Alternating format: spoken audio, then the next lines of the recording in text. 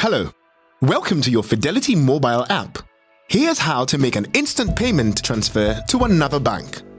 Start by signing into the Fidelity mobile app on your mobile device by entering your login PIN or using facial recognition or fingerprint feature if your device is equipped.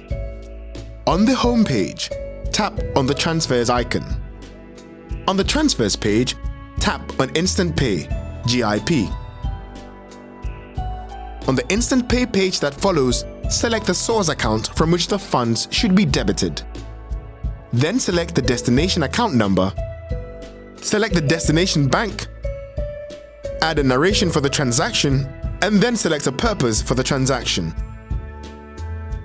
Confirm the beneficiary's name and enter the amount. On the summary page, confirm by entering your 4-digit PIN number or use the facial recognition or fingerprint feature to confirm if your device is equipped. And tap Send to complete your request. You will then receive a notification to confirm that your transaction was successful. Try out these other features on the app and experience convenient banking at your fingertips. Thank you for choosing Fidelity Bank. If you ever need help, here's how you can reach us.